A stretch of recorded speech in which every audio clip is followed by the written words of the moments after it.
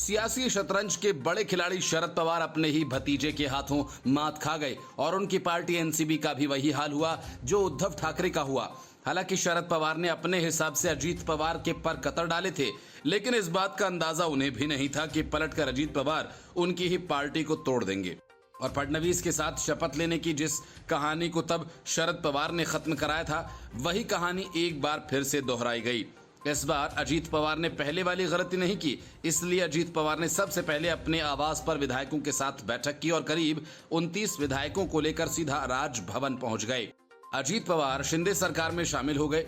बड़ी बात यह कि जिन प्रफुल्ल पटेल को शरद पवार ने पार्टी का कार्यकारी अध्यक्ष नियुक्त किया था, वो भी अजीत पवार के साथ हो गए। मतलब कि शरद पवार हर मोर्चे पर अजीत पवार से मात खा गए। सुबह बैठक में बगावत और दोपहर होते होते अजीत पवार शिंदे सरकार में उप मुख्यमंत्री पद की शपथ लेने पहुंच गए। लगे हाथ एनसीपी ने अपना दावा भी ठोक दिया। मतलब अपनी पार्टी को बचाने के लिए शरद पवार को उद्धव ठाकरे की तरह लंबी लड़ाई लड़नी होगी। अजीत पवार के साथ छगन भुजबल, दिलीप वलसे पाटिल, धनंजय मुंडे, हसन मुशरीफ, अदिति तटकरे, संजय वलसुडे सहित कुल 9 मंत्रियों ने शपथ ली। और इस मामले पर शरद पवार का कहना है कि अजीत पवार के घर हुई बैठक पार्टी की तरफ से नहीं बुलाई गई थी। मतलब कि एनसीपी पर कब्जे की लड़ाई अब तेज होगी। सूत्रों का कहना है कि शरद पवार का विपक्षी एकता की बैठक में शामिल होना अजीत पवार को अच्छा नहीं लगा था, क्योंकि वह फैसला शरद पवार की तरफ से किया गया एक तरफा फैसला था। बीजेपी के महाराष्ट्र प्रदेश अध्यक्ष चंद्रशेखर बावनकुले ने कहा कि पीएम मोदी की दृष्टि को समर्थन देने के लिए एनसीपी के अजीत पवार और उनके साथ के नेता आए हैं। महाराष्ट्र को मजबूती देने के लिए ये समीकरण बैठा है। ये समीकरण महाराष्ट्र को आगे लेकर जाएगा। महाराष्ट्र की राजनीति में हुए इस बड़े उलटफेर से विपक्षी एकता की मुहिम को तगड़ा झटका लगा है। Bureau report, news of India. Sharad Pawar विपक्षी दलों को एकजुट कर 2024 में बीजेपी को सत्ता से बाहर करने का सपना देख रहे थे, लेकिन अजीत पवार ने एक ही झटके में शरद पवार के उस सपने के साथ उनकी पार्टी को भी तोड़ दिया। पार्टी के बड़े नेता अजीत पवार के साथ चले गए। यहां तक कि कार्यकारी अध्यक्ष प्रफुल्ल पटेल भी अजीत पवार के इस कदम से महाराष्ट्र ही नहीं, पूरे देश में खलबली मच गई। राजभवन में शिंदे सरकार की कैबिनेट विस्तार की तैयारी पहले से चल रही थी। ये सबको पता भी था, लेकिन शपथ लेने वाले मंत्री कौन होंगे, इसकी भनक अंत तक किसी को नहीं लगी और शरद पवार की मात हो गई। शपथ ग्रहण समारोह में अजीत पवार के साथ सिर्फ 18 विधायक थे, लेकिन सूत्रों का कहना है कि उनको 35 से अधिक विधायकों का समर्थन प्राप्त है। अजीत पवार से मिले बड़े झटके के बाद शरद पवार ने कहा कि हमें जनता का समर्थन हासिल है, हम सब कुछ फिर से बनाएंगे। महाराष्ट्र इस खेल को बर्दाश्त नहीं करेगा। इससे पहले विधायकों के साथ अजीत पवार की बैठक पर प्रतिक्रिया देते हुए एनसीपी के प्रमुख शरद पवार ने कहा कि उन्हें बैठक के बारे में पता नहीं था। शरद पवार ने कहा कि विधानसभा में विपक्ष के नेता के पास विधायकों की बैठक बुलाने का अधिकार था, वह नियमित रूप से ऐसा करते हैं। एनसीपी में हुई इस बगावत के बाद संजय राउत के जख्म फिर से हरे हो गए। संजय राउत ने ट्वीट कर कहा कि कुछ लोगों ने महाराष्ट्र की राजनीति को साफ करने का बीड़ा उठाया है, उन्हें अपने तरीके से चलने दो। क्योंकि मेरी अभी शरद पवार जी से बात हुई, उन्होंने बताया कि वह मजबूत हैं और उन्हें लोगों का समर्थन प्राप्त है। वह उद्धव ठाकरे के साथ फिर से सब कुछ पुनर्निर्माण करेंगे। लोग इस गेम को ज्यादा दिन तक बर्दाश्त नहीं करेंगे। इसके बाद उन्होंने एक और ट्वीट कर कहा, जिन्हें बीजेपी जेल भेज देती है, उन्होंने मंत्री पद की शपथ ली है। अजीत पवार की सरकार में शामिल होने पर सीएम एकनाथ शिंदे ने कहा कि पहले महाराष्ट्र में डबल इंजन की सरकार थी, अब ट्रिपल इंजन की सरकार हो गई है। ये महाराष्ट्र के विकास में नए साथी हैं, अजीत पवार का स्वागत है। सूत्रों के मुताबिक अजीत पवार के समर्थन में 35 विधायक हैं। अजीत पवार ने एनसीपी के विधायक के तौर पर शपथ ग्रहण किया है। सूत्रों ने यहां तक बताया एनसीपी के 5 सांसदों में से 3 सांसदों का भी समर्थन किया है। साफ संकेत है कि एनसीपी पर भी दावा ठोक सकते हैं। सूत्रों ने यहां तक बताया कि एनसीपी के 5 सांसदों में से 3 सांसदों का भी समर्थन अजीत पवार के पास है। जब कोई पार्टी में कर्मठ कार्यकर्ता को ज्यादा महत्व नहीं दिया जाता तो ऐसी घटनाएं होती हैं। इसलिए अजीत पवार हमारे साथ आए हैं। इसका राज्य के विकास के लिए लाभ होगा राष्ट्रवादी कांग्रेस पार्टी के नेता अजीत पवार उप मुख्यमंत्री के रूप में महाराष्ट्र सरकार में शामिल हो गए। वह बीजेपी नेता देवेंद्र फडणवीस के साथ पद साझा करेंगे। उनके साथ एनसीपी के 9 विधायकों ने मंत्री पद की शपथ ली। ये कदम अजीत पवार के महाराष्ट्र विधानसभा में विपक्ष के नेता का पद छोड़ने की इच्छा जताने के कुछ दिन बाद आया है। Bureau report, news of India. ठीक 1 साल पहले जब शिवसेना में बगावत हुई और उसके 40 विधायकों ने बीजेपी के साथ जाकर सरकार बनाई, नीतीश कुमार के अंदर बीजेपी का खौफ तब से ही बैठा हुआ है। एनडीए छोड़कर महागठबंधन की सरकार बनाते समय नीतीश कुमार ने कहा भी था कि वे हमारे साथ भी शिवसेना जैसा करने वाले थे। अब 1 साल बाद उसी तरह से एनसीपी टूट गई और अजीत पवार सहित 9 विधायक शिंदे सरकार में शामिल हो गए। इस घटना के बाद जेडीयू में खलबली मच गई। वजह यह कि बीजेपी की तोप का मुहाना अब नीतीश कुमार की तरफ ही है, जो इन दिनों विपक्षी एकता का सुर ताल मिलाने में जुटे हुए हैं। लेकिन दूसरी तरफ जैसे जैसे चुनाव करीब आ रहे हैं, जेडीयू में बेचैनी बढ़ रही है। संकेत हैं कि लोकसभा का चुनाव से पहले कई सांसद बीजेपी का दामन थाम सकते हैं। वजह उनके क्षेत्र का सियासी गणित है और वे लालू यादव की पार्टी के साथ तालमेल नहीं बिठा पा रहे। पार्टी में संभावित बड़ी टूट से बचने के लिए पहले नीतीश कुमार ने विधायकों और पार्षदों से 1-to-1 मीटिंग की और अब वे सांसदों के साथ बैठक कर रहे हैं। नीतीश कुमार का एक एक करके बैठक करना आम बात नहीं है। इस महीने के अंत में बिहार विधानमंडल में और सांसदों के आगामी मानसून सत्र को देखते हुए सभी दल फ्लोर रणनीति बनाने के लिए अपने विधायक दल की बैठक बुलाते हैं। बैठक में नीतीश का मकसद जमीनी हकीकत और चुनौतियों के बारे में सांसदों से फीडबैक लेना है, लेकिन बीजेपी ने इसे नीतीश की घबराहट का संकेत बताया है। बीजेपी के राज्यसभा सांसद सुशील मोदी ने कहा कि वह अपने विधायकों को लेकर आशंकित हैं और इसलिए उनसे मिल रहे हैं। जल्द ही जेडीयू टूट जाएगी और अपना अस्तित्व खो देगी और नीतीश इस बात को लेकर चिंतित हैं। राष्ट्रीय लोक जनता दल के नेता उपेंद्र कुशवाहा जदयू और राजद के संभावित विलय की चर्चा को हवा दे रहे हैं। उन्होंने कहा कि जदयू जल्द इतिहास बन जाएगी। जदयू नेता विजय तिवारी का कहना है कि बीजेपी पिछले 6 महीने से कुछ होने की उम्मीद कर रही थी और तरह तरह की अटकलें लगा रही थी, लेकिन कुछ नहीं हो रहा है। सच्चाई यह है कि जब से सभी गैर भाजपा दल नीतीश कुमार के आह्वान पर पटना में जमा हुए और एकजुट होकर भाजपा का मुकाबला करने का संकल्प लिया, तभी से भाजपा हताश है और अब विपक्षी एकता की एक और बैठक की संभावना ने उन्हें बेचैन कर दिया। वो अटकलें लगाने के लिए आजाद हैं।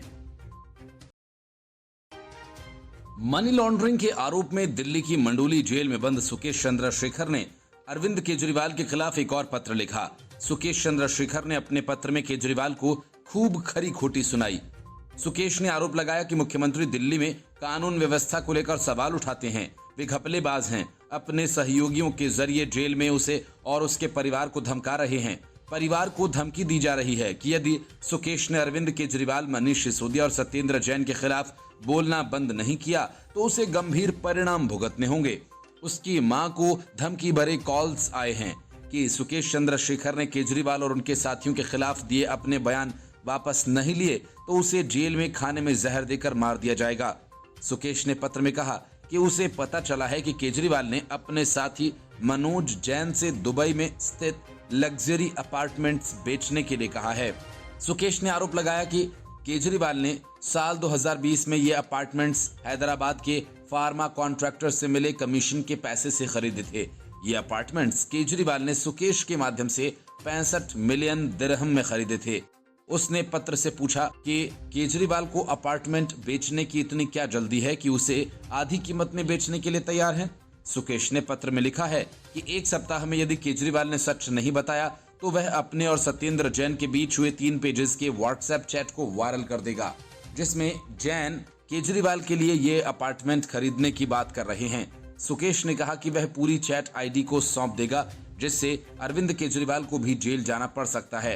ये कोई पहला मौका नहीं जब सुकेश ने जेल से अपने वकील के जरिए पत्र लिखा हो। वह पहले भी कई बार अपने पत्रों के माध्यम से दिल्ली की केजरीवाल सरकार और उनके मंत्रियों पर निशाना साधता रहा है। बीते दिनों सुकेश ने रेल मंत्री को खत लिखा था, जिसमें उसने ओडिशा रेल हादसे के पीड़ितों के परिवारों को आर्थिक मदद देने की पेशकश की थी। उसने कहा था कि वह पीड़ित परिवारों की मदद के लिए 10 करोड़ रुपए की आर्थिक सहायता देना चाहता है। बीते महीने ठग सुकेश चंद्रशेखर के खिलाफ दर्ज धोखाधड़ी और मकोका के मामले में पटियाला हाउस कोर्ट ने आरोप पत्र के तहत सुकेश पर आरोप तय करने को बहस के लिए 14 जुलाई की तारीख तय की थी।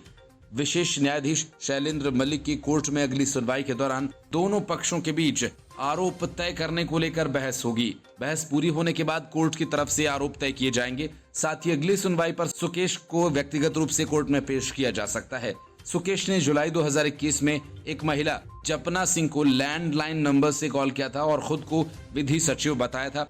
सुकेश चंद्रशेखर ने तिहाड़ जेल में बंद जपना के पति मालविंदर सिंह की सुरक्षा का हवाला दिया और उनसे सहयोग करने की बात कर 4 करोड़ रुपए की धोखाधड़ी की थी।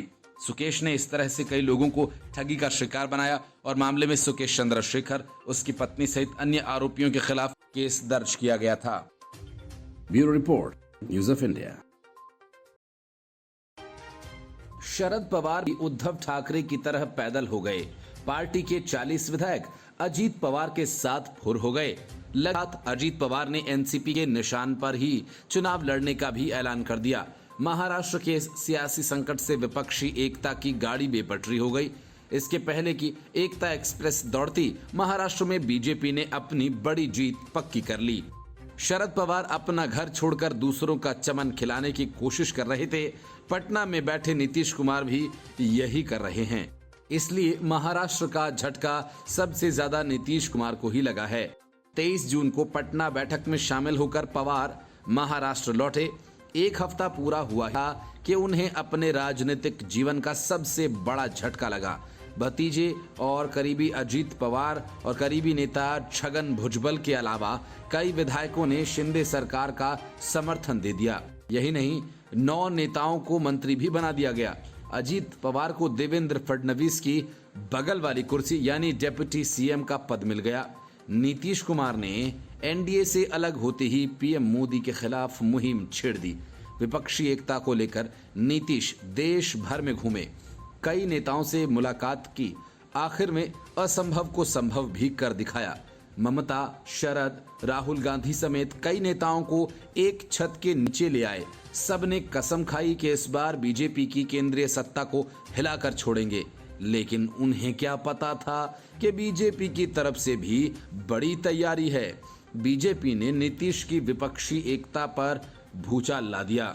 महाराष्ट्र में भले के नुकसान शरद पवार का हुआ, लेकिन झटका नीतीश कुमार को लगा है और उन्हें पूरा भरोसा था कि सभी पार्टियां एक छत के नीचे आई हैं तो बेंगलुरु की अगली विपक्षी एकता वाली बैठक में बात बन जाएगी। लेकिन विपक्षी एकता पर इससे पहले हमले ने नीतीश का सारा खेल ही खराब कर दिया। अब शरद पवार के सामने घर संभालने की चुनौती है। वहीं बीजेपी ने महाराष्ट्र में अपना किला और मजबूत कर लिया है। इतना तो तय हो गया कि बीजेपी विपक्षी एकता का जवाब इस तरह के सियासी हमले से देने का मन बना चुकी है। चर्चा है कि बीजेपी महाराष्ट्र की तर्ज पर ही बिहार में जेडीयू के उन बागियों की तलाश में है जो अभी चुप हैं या जिनके मन को कोई टटोल नहीं पाया। वैसे भी राजस्थान में कांग्रेस एक अघोषित बगावत का सामना कर ही रही है। ऐसे में क्या बीजेपी की तरफ से कोई और पॉलिटिकल स्ट्राइक होगी? इसका डर तो विपक्ष में पसर ही गया है। Bureau report, news of India. Sharad Pawar की पार्टी में आई तबाही से एमवीए का सारा खेल बिगड़ गया। किस्मत देखिए, विधानसभा चुनाव में चौथे नंबर की पार्टी रही कांग्रेस अचानक महाराष्ट्र की दूसरी बड़ी पार्टी बन गई और एमवीए की सबसे बड़ी पार्टी एनसीपी में हुई बगावत ने शरद पवार की सियासत को तहस नहस करके रख दिया। जिस तरह से अब तक शरद पवार पूरे एमवीए को अपनी अंगुलियों पर नचा रहे थे, अब वे वैसा नहीं कर पाएंगे क्योंकि अब कांग्रेस बड़े भाई की भूमिका में आ चुकी है। ये बात अब बार बार शरद पवार को खटकेगी। राष्ट्रीय राजनीति में भी वे पहले जैसा हनक नहीं दिखा पाएंगे। मतलब कि बगावत के बाद शरद पवार की छवि बुरी तरह से बिगड़ गई। गठबंधन में सीटों के बंटवारे को लेकर किसी भी मुद्दे पर शरद पवार और उद्धव ठाकरे को कांग्रेस की तरफ देखना होगा। झटके में मिले बड़े भाई की भूमिका के बाद कांग्रेस का रवैया इन दोनों नेताओं के प्रति कैसा रहता है, इस पर सभी की निगाहें रहेंगी। राज्य में बड़ा उलटफेर हुआ। राष्ट्रवादी कांग्रेस पार्टी शरद पवार के भतीजे अजीत पवार अपने चाचा को जोर का झटका देते हुए बीजेपी के नेतृत्व वाले एनडीए में शामिल हो गए। उन्होंने महाराष्ट्र के उप मुख्यमंत्री के रूप में राजभवन में शपथ ली। महाराष्ट्र विधानसभा में विपक्ष के नेता रहे अजीत पवार के इस कदम से बीजेपी ने महाविकास अघाड़ी, शिवसेना, यूबीटी और कांग्रेस एनसीपी गठबंधन को ध्वस्त कर दिया। हालांकि शिवसेना के बाद एनसीपी के इस टूट ने कांग्रेस को महाराष्ट्र में दूसरी सबसे बड़ी पार्टी जरूर बना दिया है। महाराष्ट्र में विधानसभा में कुल 288 सीटें हैं, जिनमें से 145 सीटें जीतने वाली पार्टी बहुमत का आंकड़ा छू लेती है। अगर अजीत पवार के एनडीए में शामिल न होने के बाद की बात की जाए तो स्थिति कुछ इस तरह थी। BJP 105, Shiv Sena 40, Shiv Sena UBT 16, NCP 53, Congress 45 और अन्य 29। यहीं पर अजीत पवार के एनडीए में शामिल होने के बाद एनसीपी के 53 विधायकों में 40 विधायकों का समर्थन की बात सामने आई है। ऐसे में शरद पवार की एनसीपी के पास सिर्फ 13 विधायक बचते हैं, तो वहीं कांग्रेस के विधायकों की संख्या 45 है। ऐसे में अब कांग्रेस दूसरी सबसे बड़ी पार्टी बन गई है। अजीत पवार के विधायकों के साथ साथ एनसीपी सांसद और एमएलसी का समर्थन मिला हुआ है। एनडीए में शामिल होने के बाद उन्होंने कहा कि हम अगला चुनाव एनसीपी के चुनाव चिन्ह पर लड़ेंगे। अजीत पवार ने आगे कहा कि आने वाले दिनों में कई और चेहरे मंत्रिमंडल में शामिल होंगे। आज हम सभी ने शिंदे फडणवीस सरकार में शामिल होने का निर्णय लिया है। प्रधानमंत्री मोदी के नेतृत्व में बीते 9 सालों में देश अच्छे से चलाया जा रहा है। प्रधानमंत्री को हराने के लिए आज सभी विपक्षी दल साथ में आ रहे हैं। Bureau report, news of India.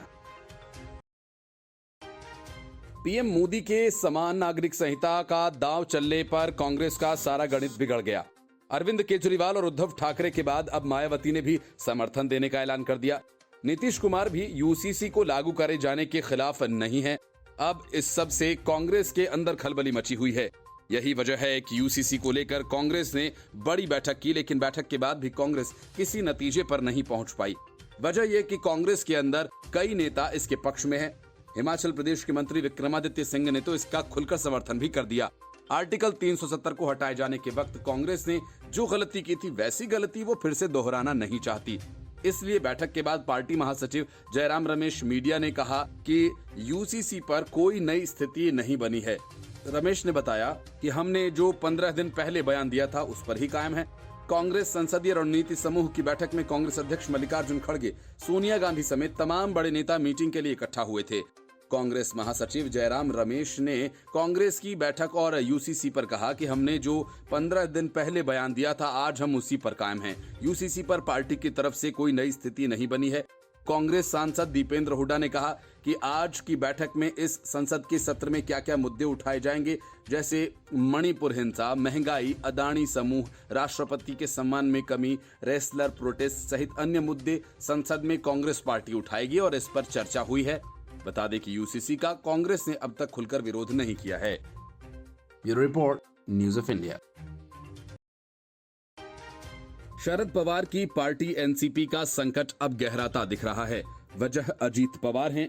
उन्होंने हाल ही में पार्टी के प्रदेश अध्यक्ष पद पर अपना दावा ठोका, लेकिन शरद पवार ने अजीत पवार की इच्छा को ये कहकर टाल दिया कि फैसला मैं अकेले नहीं कर सकता। बैठक होगी और पार्टी के नेता तय करेंगे कि किसे प्रदेश अध्यक्ष बनाया जाना चाहिए। इसके बाद अजीत पवार के घर पर पार्टी नेताओं की बैठक बुलाई गई है। इस बैठक में दिलीप वलसे पाटिल, हसन मुशर्रफ, धनंजय मुंडे, दौलत दोराड़ा सहित कई विधायक और नेता शामिल हुए। सूत्रों का कहना है कि बैठक में शामिल सभी विधायकों ने एक सुर में अजीत पवार को पार्टी का प्रदेश अध्यक्ष बनाए जाने की मांग की। अजीत पवार ने कुछ दिनों पहले प्रदेश अध्यक्ष बनने की इच्छा व्यक्त की थी। सूत्रों का कहना है कि बैठक बुलाकर अजीत पवार शरद पवार पर दबाव बनाने की कोशिश कर रहे हैं। लेकिन बड़ा सवाल ये है कि क्या सीनियर पवार अपने भतीजे की बात मानेंगे? अजीत पवार ने हाल ही में कहा था कि उन्हें नेता विपक्ष के पद पर बने रहने में कोई दिलचस्पी नहीं है। अगर पार्टी में उन्हें संगठन में कोई नई जिम्मेदारी दी जाती है तो वह उसे बखूबी निभाएंगे। महाराष्ट्र में लोकसभा के साथ विधानसभा के भी चुनाव होने हैं। ऐसे में प्रदेश अध्यक्ष का पद काफी महत्वपूर्ण हो जाता है। इसलिए अजीत पवार ने एक तरह से प्रदेश अध्यक्ष के पद पर अपना दावा ठोक दिया। उसके बाद शरद पवार के करीबी छगन भुजबल ने भी खुद को प्रदेश अध्यक्ष बनाए जाने की मांग कर डाली। माना जा रहा है कि अजीत पवार की काट के लिए शरद पवार ने छगन भुजबल को आगे किया है। फिलहाल जयंत पाटिल एनसीपी के प्रदेश अध्यक्ष पद की जिम्मेदारी बीते 5 सालों से संभाल रहे हैं, लेकिन अजीत पवार ने अपने घर पर नेताओं की बैठक बुलाकर अपनी ताकत का एहसास करा दिया। अजीत पवार के घर दिलीप वलसे पाटिल, हसन मुशर्रफ, छगन भुजबल, किरण लहमाटे, नीलेश लंके, धनंजय मुंडे, राम राजे निम्बालकर, दौलत दरोड़ा, मकरंद पाटिल, अनुल बेणके, सुनील टिंगरे, अमोल मिटकिरी, अदिति तटकरे आदि नेता शामिल हुए थे। एनसीपी चीफ शरद पवार ने पिछले महीने जून में बड़ा बदलाव करते हुए पार्टी की कमान अपनी बेटी सुप्रिया सुले और प्रफुल्ल पटेल के हाथों में सौंप दी थी। दोनों को पार्टी का कार्यकारी अध्यक्ष बनाया गया था। इस फैसले को अजीत पवार के लिए झटके की तरह देखा गया था। एक समय तक उन्हें पार्टी अध्यक्ष का दावेदार माना जा रहा था, जबकि उन्हें पार्टी राष्ट्रीय टीम में भी जगह नहीं दे रही थी। इसके कुछ दिनों बाद ही अजीत पवार ने पार्टी में अपने लिए भूमिका की मांग की थी और कहा था कि वे पार्टी के लिए काम करना चाहते हैं। अजीत पवार के बयान के बाद शरद पवार ने कहा था कि हर कोई पार्टी के लिए काम करना चाहता है।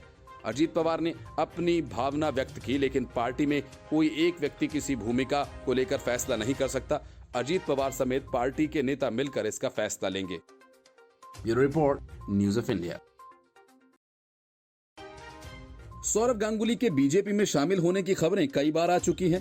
विधानसभा चुनावों के दौरान इस बात को लेकर खबरें काफी गर्म रही हैं।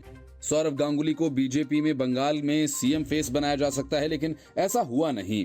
लेकिन अब जब बीजेपी पहली बार बंगाल से राज्यसभा में अपने सदस्यों को भेजने वाली है, तो फिर सौरव गांगुली का नाम सामने आ गया।